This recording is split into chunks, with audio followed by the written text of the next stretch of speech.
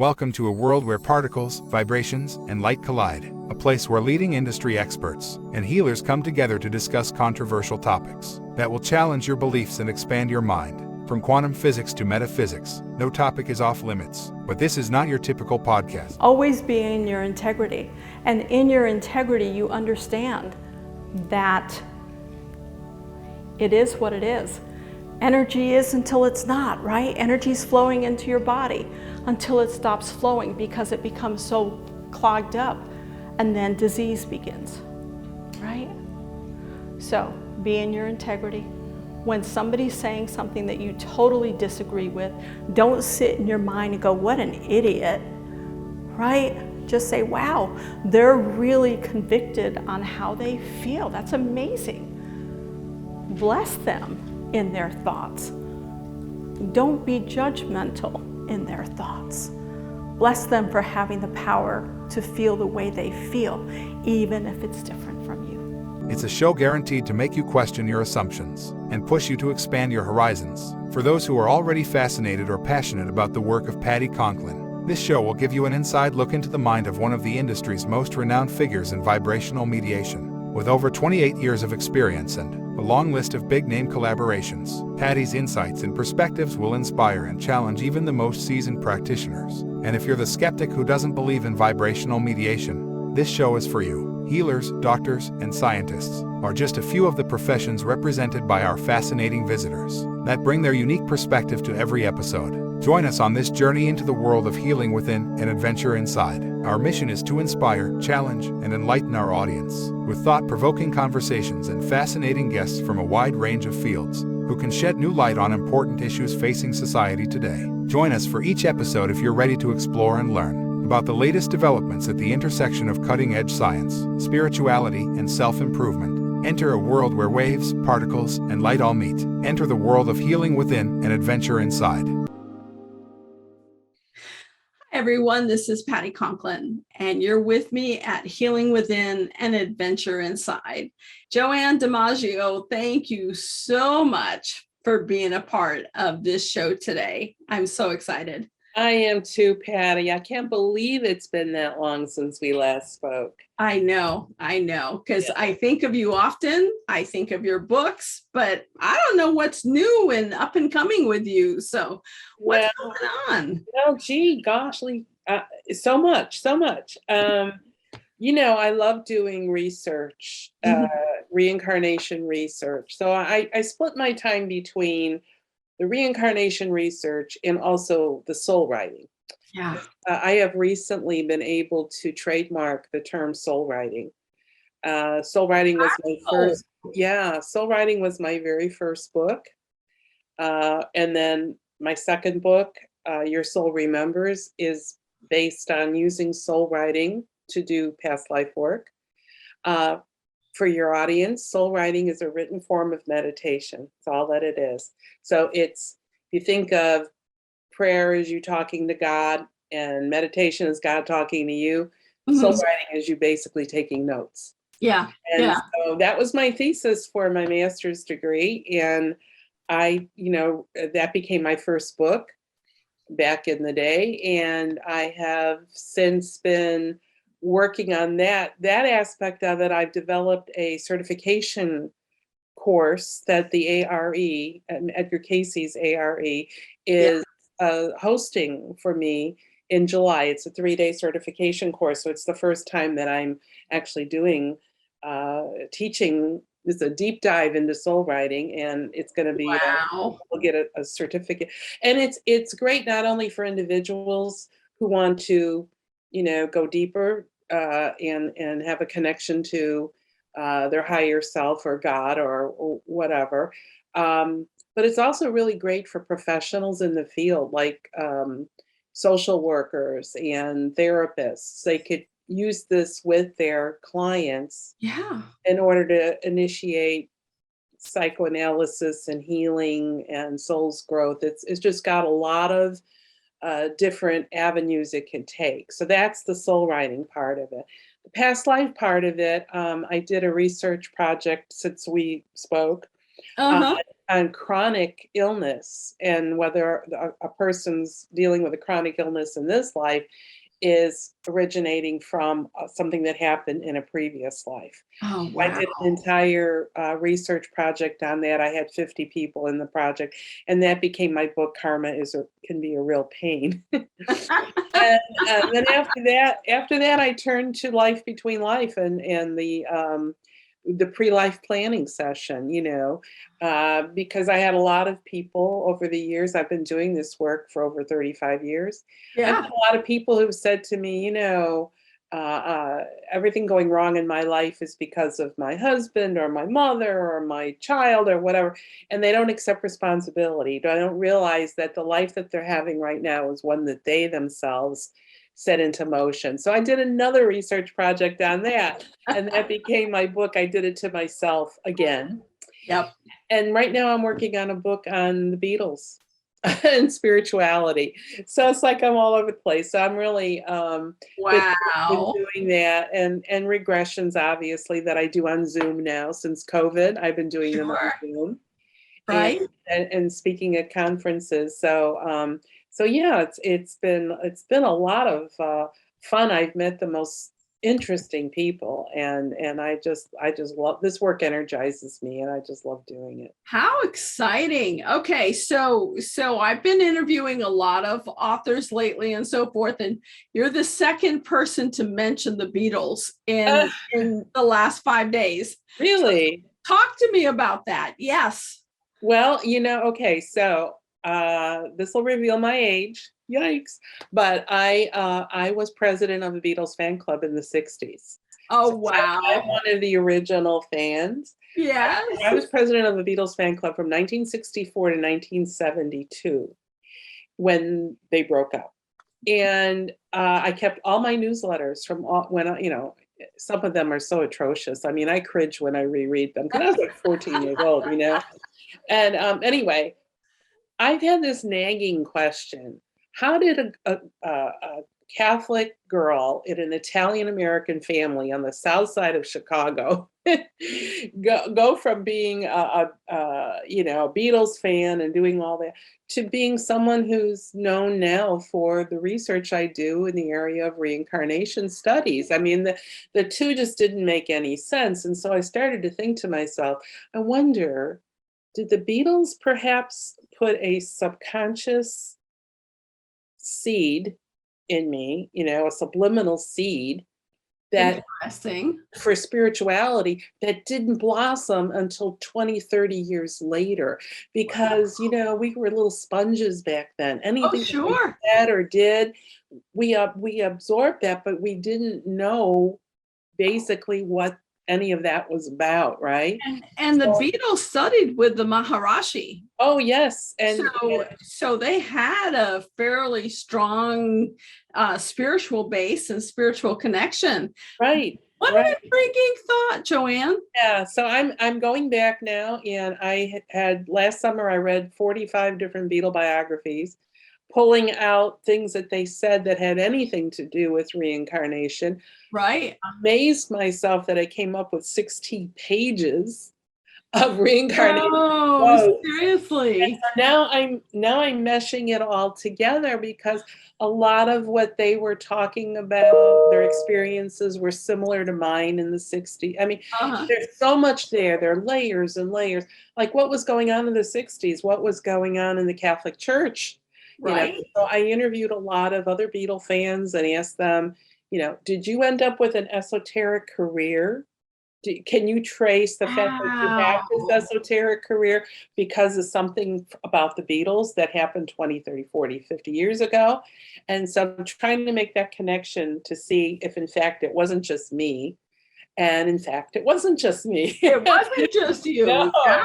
no. Yeah, so I've got a first draft of that book finished, and I'm just getting into the editing process right now. I wonder. I mean, I think we agree that, as souls, we choose the life we're going to come into and what we're going to experience. And I always say, you can be as happy or as miserable as you want, but it's what you signed up for, and you're going to walk that path. I think it's fascinating, just absolutely fascinating. of thinking about how much we were influenced in our early years, the subliminal, without being aware at all, and I mean, I haven't listened to the Beatles in decades, but if I sat and went back to some of the earlier songs or mid songs or whatever, I think I'd probably be surprised with how much in alignment I am today with what they were saying.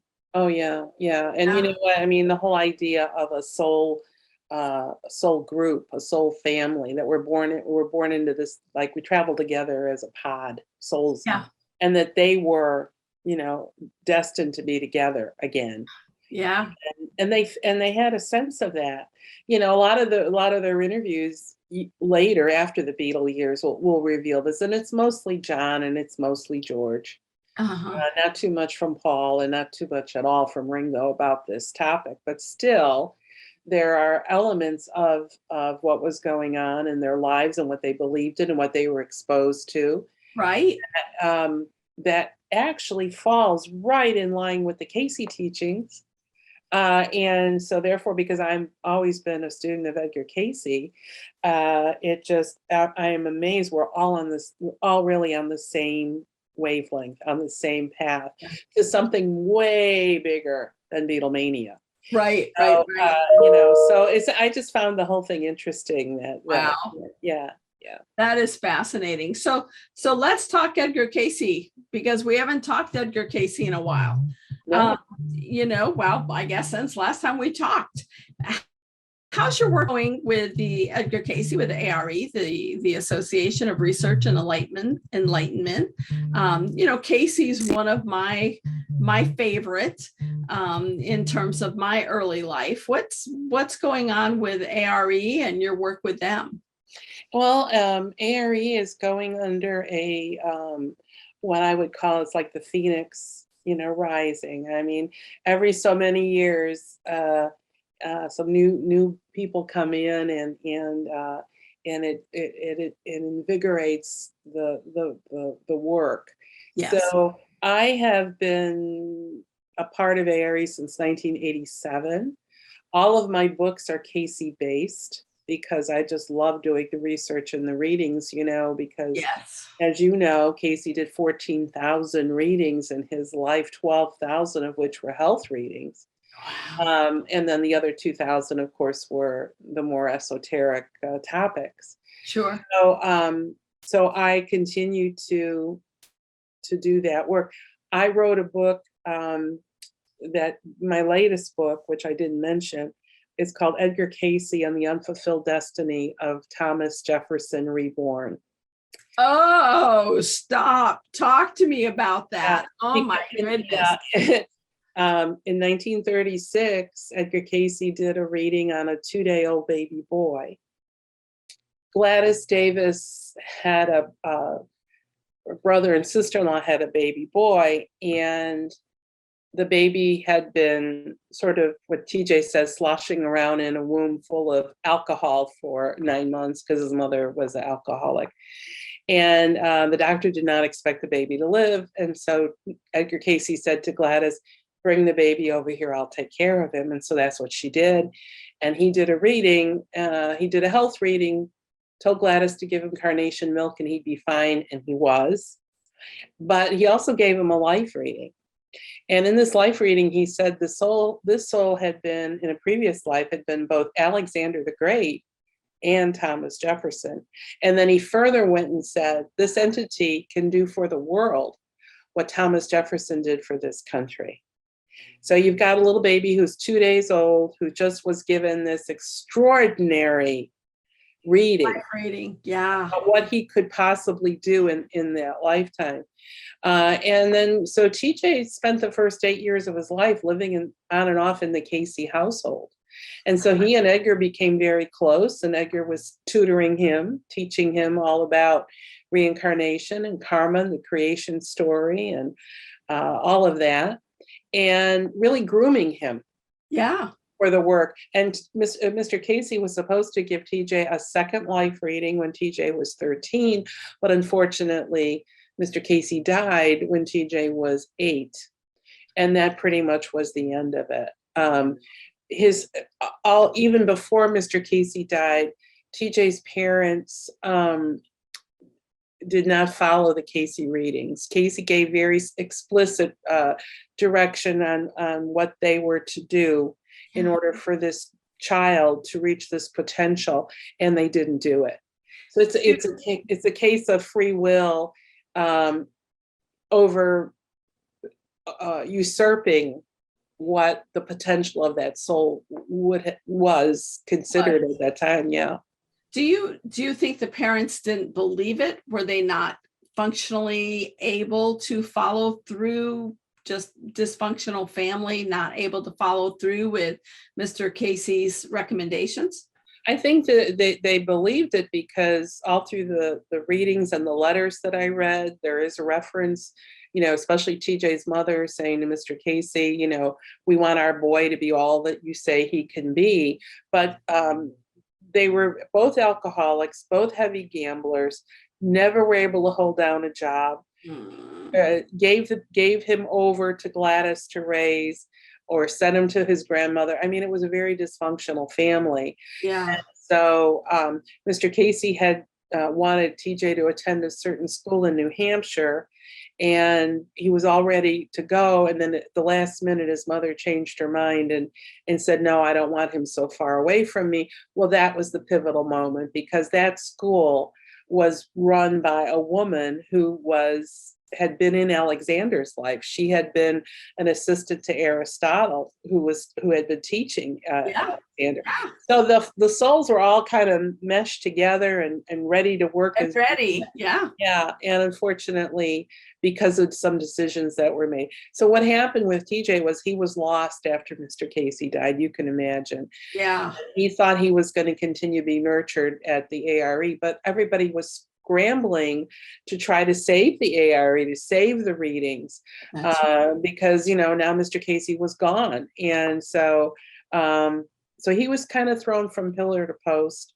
He did become sort of a hippie, a source of embarrassment to them, and so he never did do the things that Mr. Cayce had predicted for him. Although when I met him, in the 90s, I had said to him, there's still time. You could still do this. And I really think what Mr. Cayce was referring to wasn't political. I think what he meant was TJ knew those readings backwards and forwards. And I think that he meant, and TJ had said this to me, he goes, Joanne, if everybody in the world would read the readings or knew what was in those readings, it would be a whole different place that we would be living in. All the answers to mankind's questions are in those readings. And I'm sure you pointed out to him that if he would just become the readings, not the person, but even just vocalize the readings and be on shows like this and vocalize that it would make a difference. Yeah, and I worked really hard to get him to, I offered him to do some talks, and people would hang on him.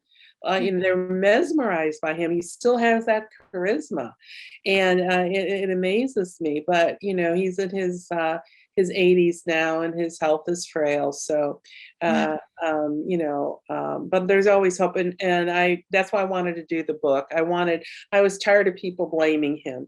I wanted people to understand what were the circumstances behind those decisions that affected his life.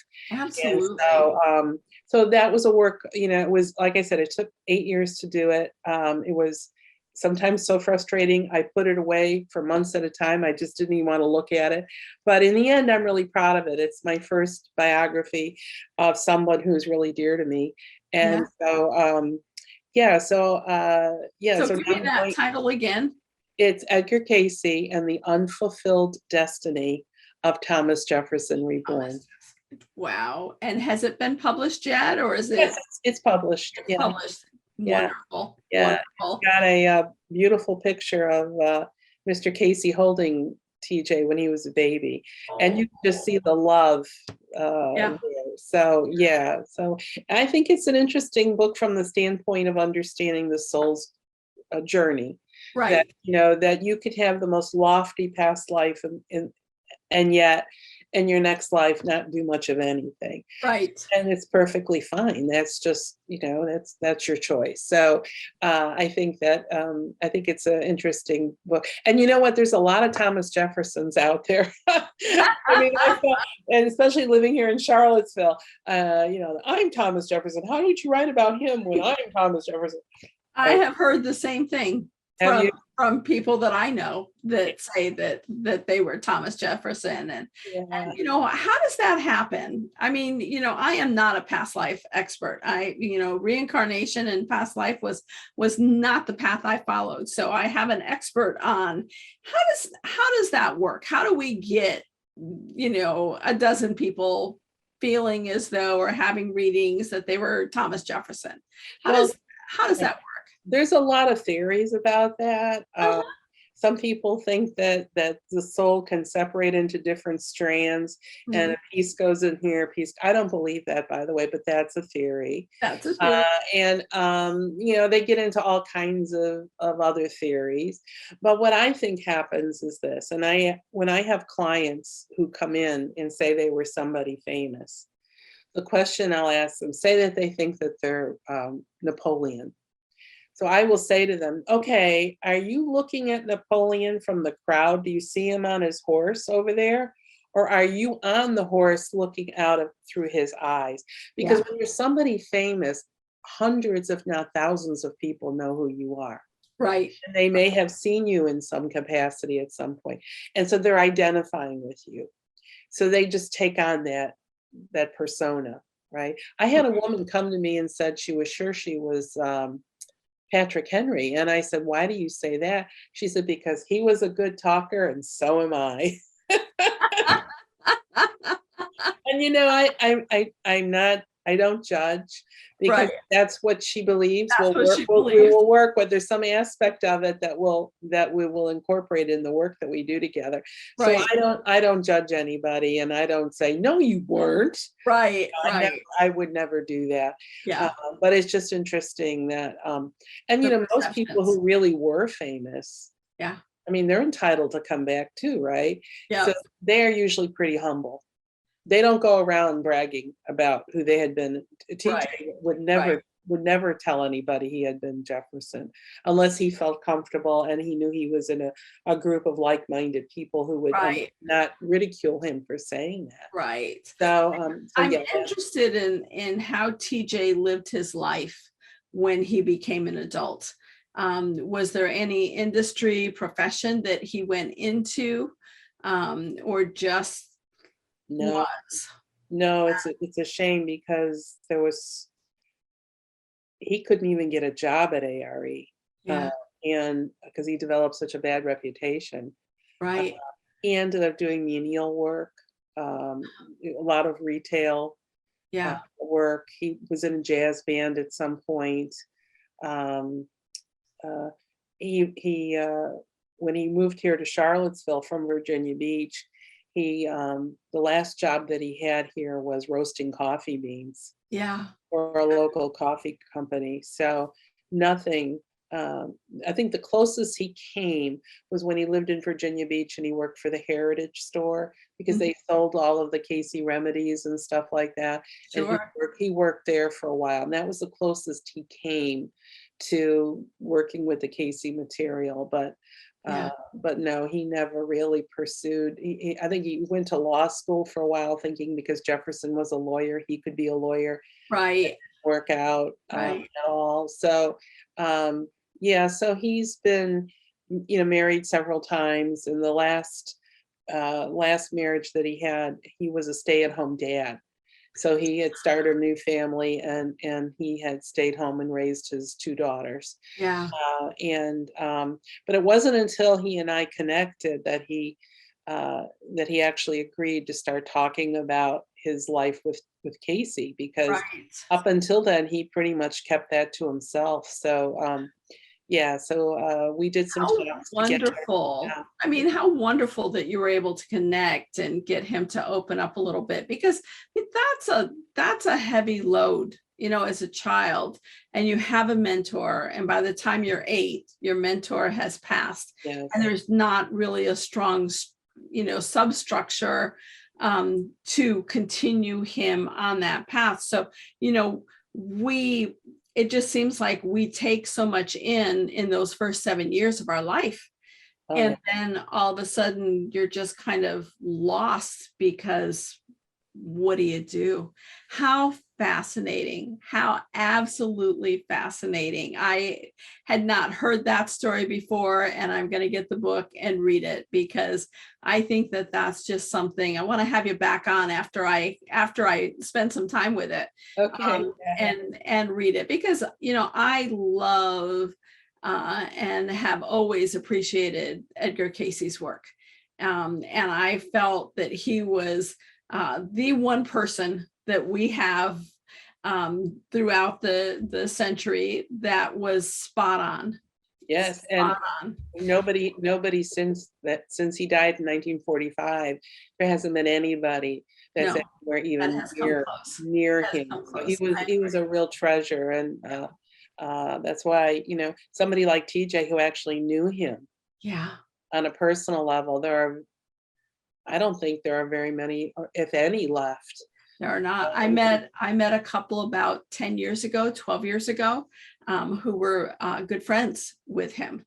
But they were quite elderly, and I suspect they're no longer with us. But that was a treat to be able to sit down and Oh, visit with yeah, them. yeah. I love, you know, I used to say, I love being with the old timers. Now I realize I'm falling into that category myself.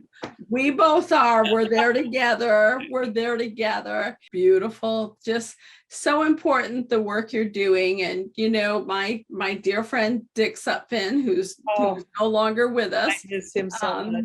But you're continuing on such important work that, you know, was dear to his heart and dear to your heart. And it just comes through so beautifully. So I really appreciate you, and folks, look her up because she's amazing. So Joanne, blessings. Thank you so much. Thank you, Patty. I appreciate it. You too.